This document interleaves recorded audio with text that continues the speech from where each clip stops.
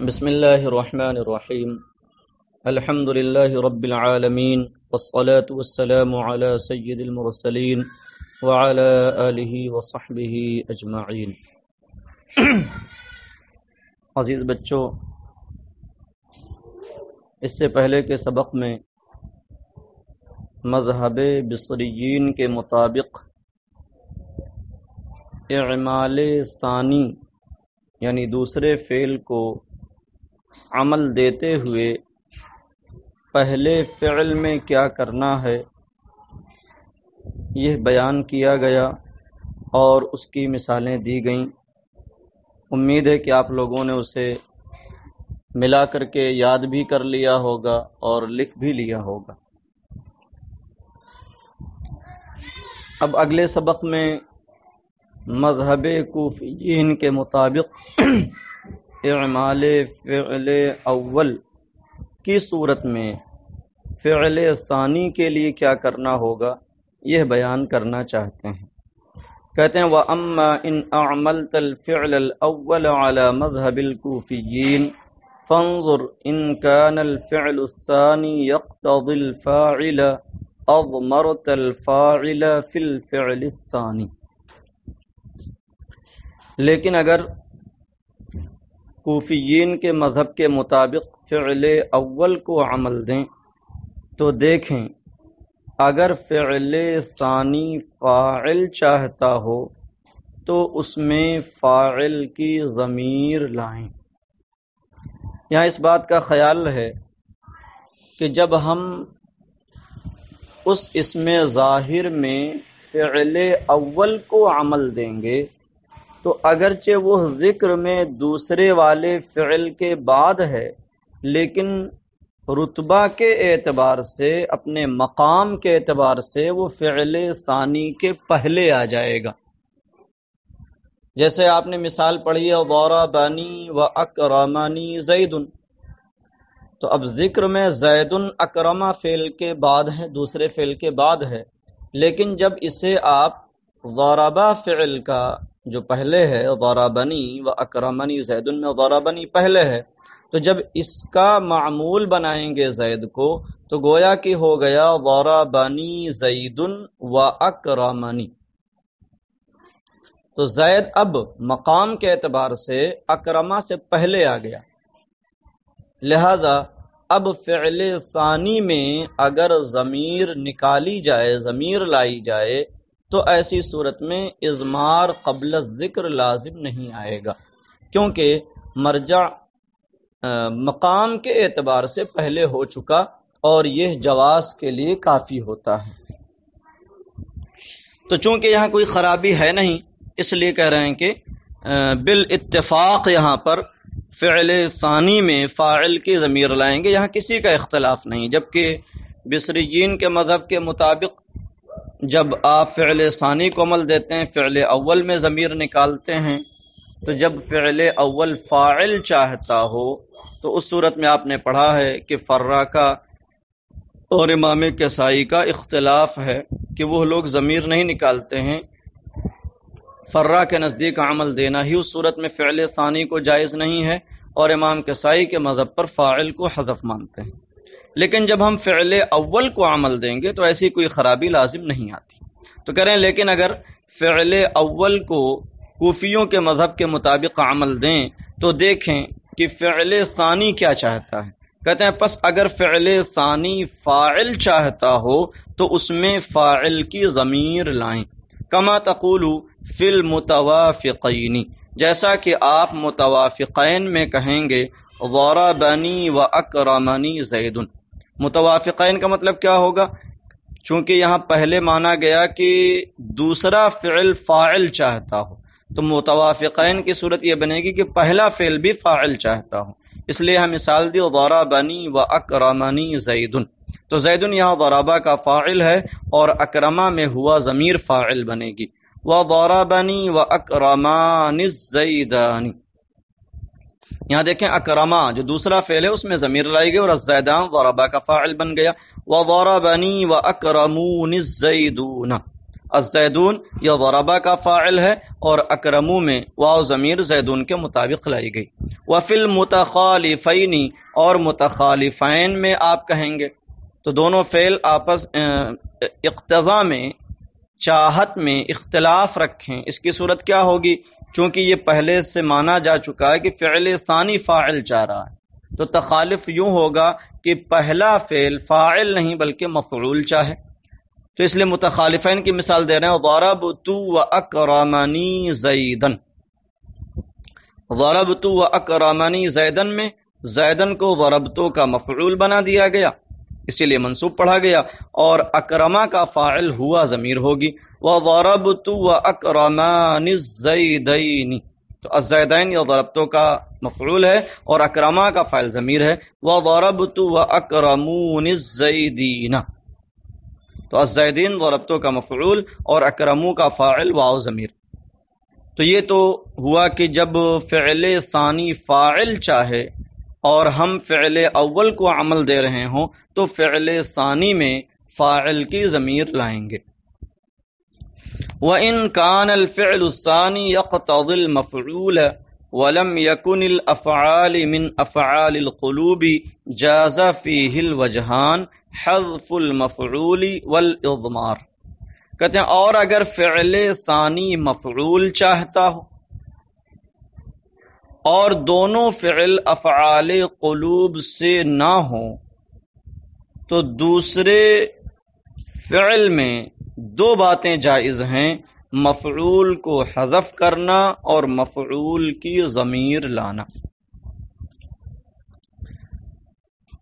تو بات یہ چل رہی ہے کہ فعل اول کو عمل دینا ہے اس میں ظاہر میں، اور دوسرا فعل مفعول چاہتا ہے اور فعل وہاں پر افعال قلوب میں سے کوئی نہیں ہے۔ تو اب یہاں پر کہہ رہے ہیں کہ دو باتیں جائز ہیں، جازا فیہ الوجہان، اس میں دو باتیں جائز ہیں۔ پہلی بات ہے کہ مفعول کو حذف کرنا، اور دوسرا ہے مفعول کی ضمیر لانا دوسرے فعل میں۔ تو چونکہ مفعول فضلہ ہوتا ہے منصوبات میں سے، اور منصوبات فضلہ ہوتے ہیں، اس کے بغیر بھی جملے کا کام چل جاتا ہے، جملہ بن جاتا ہے، اس لیے مفعول کو حذف بھی کیا جا سکتا ہے۔ اور دوسری بات بھی جائز ہے کہ مفعول کی ضمیر دوسرے فعل میں لے آئیں۔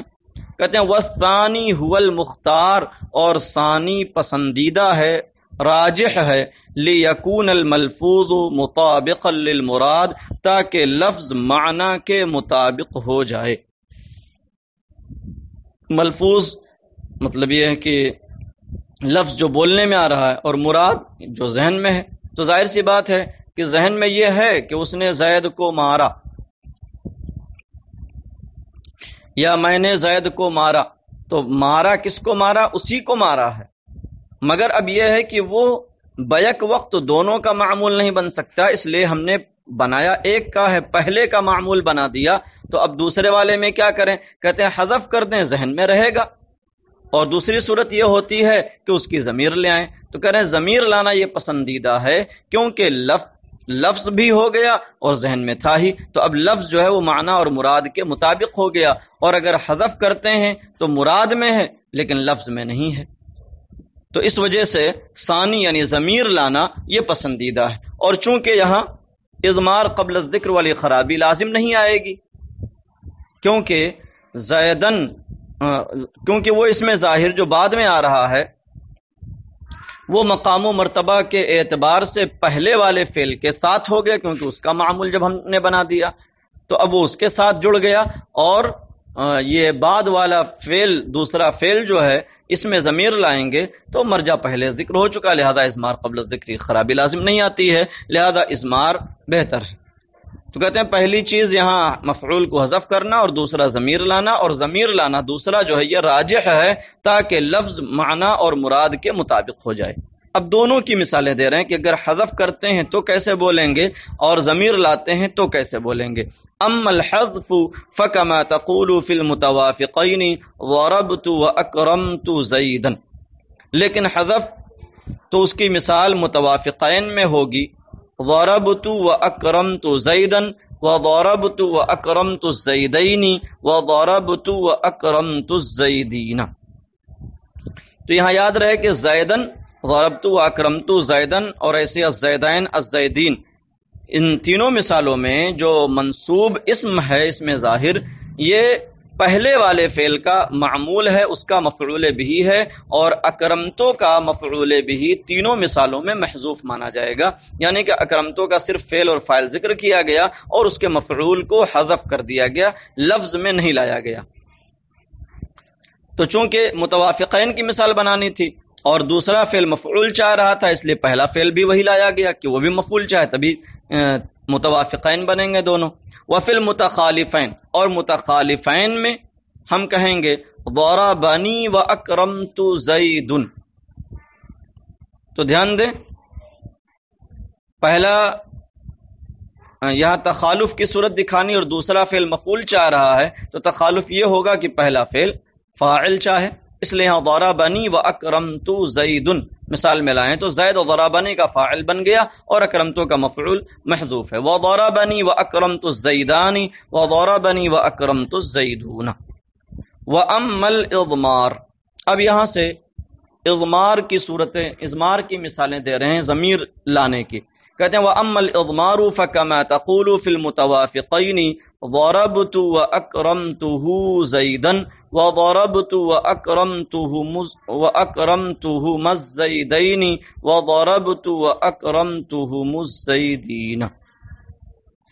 یہاں پہلے مثال متوافقین کی دے رہے ہیں، یعنی دونوں فعل مفعول چاہیں، تو اب پہلے فعل کا معمول زید کو بنا دیں گے اس میں ظاہر کو، اور دوسرے والے فعل میں ضمیر۔ تو آپ دیکھ رہے ہیں ضربت واکرمته زیدا، تو اکرمتو کے ساتھ ہو ضمیر لے آئی گئی اور زیدن یا ضربتو کا مفعول بھی بنا دیا گیا۔ وضربت واکرمتهما الزیدین، الزیدین ضربتو کا مفعول بھی اور اکرمتو کا مفعول بھی ہما ضمیر ہے۔ وضربت واکرمتهم الزیدین، اس میں الزیدین ضربتو کا مفعول بھی اور اکرمتو کے مفعول بھی کے لیے ضمیر لائی گئی، ہم ضمیر۔ وفی المتخالفین، اور متخالفین میں کہیں گے ضربنی واکرمته زید۔ تو متخالفین کی صورت وہی ہوگی کہ پہلا فعل فاعل چاہے کیونکہ دوسرا مفعول چاہ رہا ہے۔ ضربنی واکرمته زید، تو زید یا ضربہ کا فاعل بن گیا اور اکرمتو کے مفعول کے لیے یہاں ضمیر ہو لے آئی گئی۔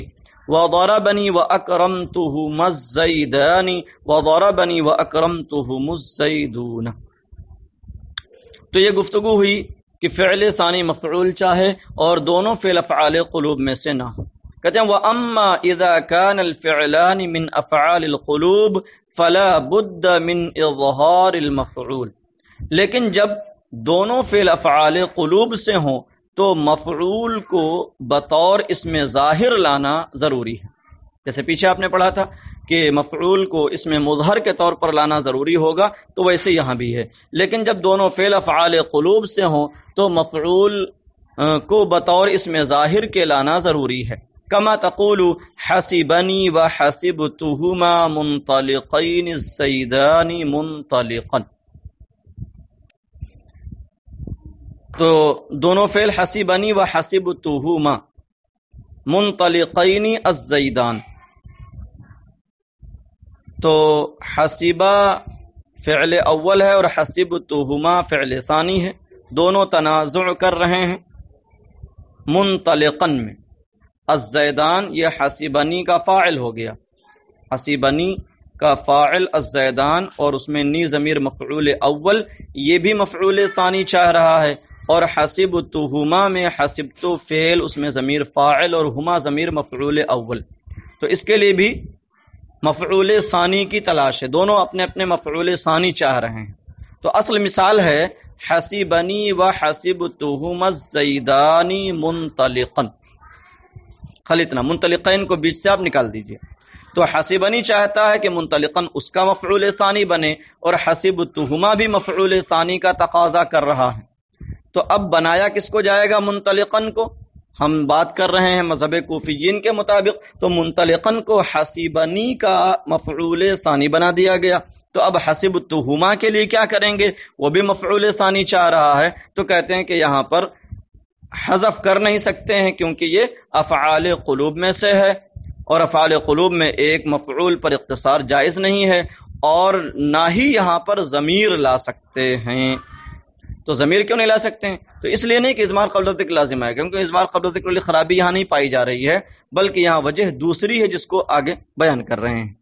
تو کہتے ہیں کہ اور جب دونوں فعل افعال قلوب سے ہوں تو مفعول کا اظہار ضروری ہے، یعنی اس میں ظاہر کے طور پر لانا ضروری ہے، جیسا کہ تم کہو گے حسیبنی و حسبتہما منطلقین الزیدان منطلقا، وذلك لأن حسیبنی و حسبتہما تنازعا فی منطلقا۔ اس مثال کی وجہ یہ ہے کہ حسیبنی اور حسبتہما دونوں نے منطلقا میں تنازع کیا۔ یہاں پر آپ اس تشویش میں نہ پڑیں کہ فی لگنے کے باوجود منطلقاً کیسے آ گیا، اور لأن انا حرف مشبہ بالفعل ہے جس کا دخول اسم پر ہوتا ہے، تو حسیبنی اور حسبتہما پر کیوں آ گیا؟ تو دیکھیے وہاں جو مراد ہے تو مقصود وہاں یہ ہوتا ہے کہ اس کا مدخول اسم ہوگا، دونوں کا، حرف جار کا بھی اور حرف جار کا مدخول جو اسم ہوتا ہے اس پر جر آتا ہے، تو اس صورت میں جبکہ اس لفظ کا معنی مراد ہو، اور یہاں پر حسیبنی اور حسبتہما کا معنی نہیں بلکہ یہی دونوں لفظ مراد ہیں۔ ایسے ہی فی منطلقن میں بھی منطلقن کا لفظ مراد ہے، اس کا معنی مراد نہیں ہے، مراد اللفظ اسے کہتے ہیں۔ تو کہتے ہیں اور اس کی وجہ یہ ہے کہ حسیبنی اور حسبتہما ان دونوں نے منطلقن میں تنازع کیا۔ وَأَعْمَلْتَ الْأَوَّلَ وَهُوَ حَسِبَنِي، اور تم نے اول کو عمل دیا اور وہ ہے حسبنی، وَأَظْهَرْتَ الْمَفْعُولَ فِي الثَّانِي، اور ثانی میں مفعول کو ظاہر کیا، یعنی بطور اس میں ظاہر کے لائے منطلقین۔ تو کہتے ہیں یہاں پر حذف اور اضمار کیوں نہیں کیا گیا؟ جیسا کہ ابھی پیچھے آپ نے بتایا کہ فعل ثانی مفعول چاہے تو اس میں دو باتیں جائز ہوتی ہیں، مفعول کا حذف بھی اور اضمار بھی، یہاں کیوں ایسا نہیں کر سکتے ہیں؟ کہتے ہیں فَإِنْ حَذَفْتَ مُنْطَلِقَيْنِ وَقُلْتَ حَسِبَنِي وَحَسِبْتُهُمَا الزَّيْدَانِ مُنْطَلِقًا يَلْزَمُ الْاِقْتِصَارُ عَلَى أَحَدِ الْمَفْعُولَيْنِ فِي أَفْعَالِ الْقُلُوبِ وَهُوَ غَيْرُ جَائِزٍ۔ پس اگر تم منطلقین کو حذف کر کے حسیبنی و حسبتہما الزیدانی منطلقاً کہو تو لازم آئے گا افعال قلوب میں ایک مفعول پر اقتصار، اور یہ جائز نہیں ہے۔ تو حذف اس لیے نہیں کر سکتے ہیں کہ اقتصار جائز نہیں ہوتا ہے۔ وَإِنْ أَضْمَرْتَ فَلَا يَخْلُو مِنْ أَنْ تُضْمِرَ مُفْرَدًا، اور کہتے ہیں یہاں اضمار بھی جائز نہیں۔ کیوں اضمار جائز نہیں ہے؟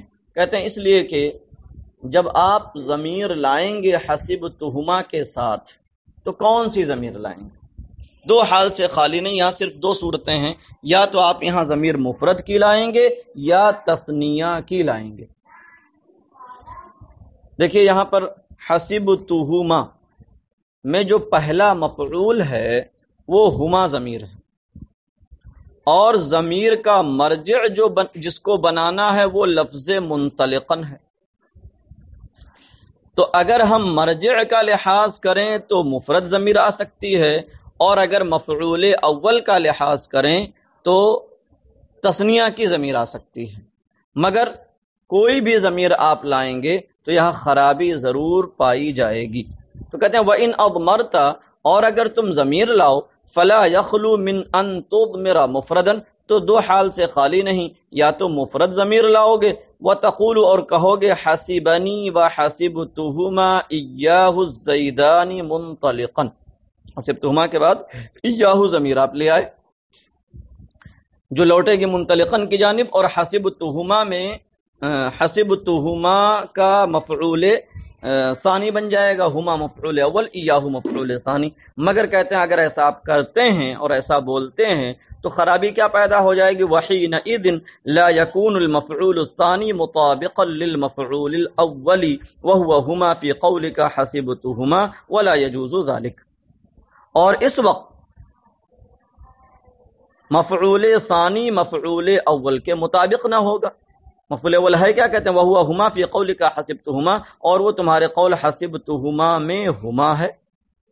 تو حسبتہما میں ہما جو ہے یہ حسبتو کا مفعول اول ہے، اور یہاں ضمیر ہم کیا لائے ہیں؟ ایاہو مفعول ثانی، تو ظاہر سی بات ہے کہ مفعول اول تثنیہ اور مفعول ثانی مفرد ضمیر۔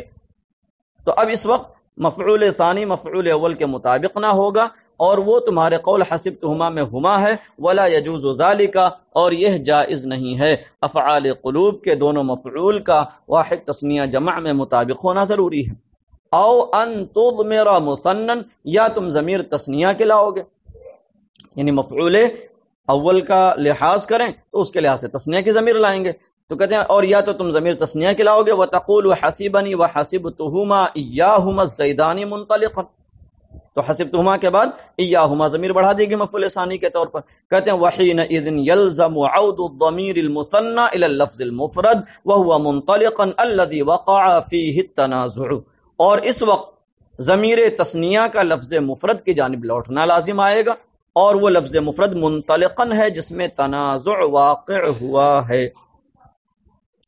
مطلب کیا ہوا کہ ایاہما کی ضمیر لوٹے گی کس کی طرف؟ اس کا مرجع کون ہوگا؟ تو اس کا مرجع منطلقاً ہے، اور منطلقاً مفرد ہے، تو اب یہاں پر لازم آئے گا کہ ضمیر تثنیہ لوٹی ضمیر لفظ مفرد کی جانب، اور یہ بھی درست نہیں ہے، ضمیر کا مرجع کے مطابق ہونا ضروری ہے۔ تو کہتے ہیں اور اس وقت لازم آئے گا ضمیر تثنیہ کا لفظ مفرد کی جانب لوٹنا، اور وہ لفظ مفرد ہے منطلقاً جس میں تنازع واقع ہوا تھا، وَهَذَا أَيْضًا لَا يَجُوز، اور یہ بھی جائز نہیں۔ وَإِذَا لَمْ يَجُزِ الْحَذْفُ وَالْإِضْمَارُ كَمَا عَرَفْتَ وَجَبَ الْإِظْهَارُ۔ تو اب قطع تنازع کی کل 3 صورتیں ہوتی ہیں، اس سے پہلے آپ کو ہم نے بتایا حذف، اضمار اور اظہار، اور اس تفصیل سے آپ جان چکے کہ حذف اور اضمار جائز نہیں، تو اب ضروری طور پر اظہار باقی بچا۔ تو کہتے ہیں وَإِذَا لَمْ يَجُزِ الْحَذْفُ وَالْإِضْمَارُ كَمَا عَرَفْتَ، اور جب حذف و اضمار جائز نہ رہا جیسا کہ تم جان چکے، وَجَبَ الْإِظْهَارُ، تو اظہار ضروری ہو گیا۔ اور اسی وجہ سے جب دونوں فعل افعال قلوب سے ہوں اور دوسرا فعل مفعول چاہتا ہو تو اس کے ساتھ اس میں مفعول کو بطور اس میں ظاہر کے لانا واجب ہوگا۔ تو یہ یہاں تک پورا سبق ہو گیا اور تنازع کی فصل مکمل ہو گئی۔ اسے آپ حضرات ملا کر کے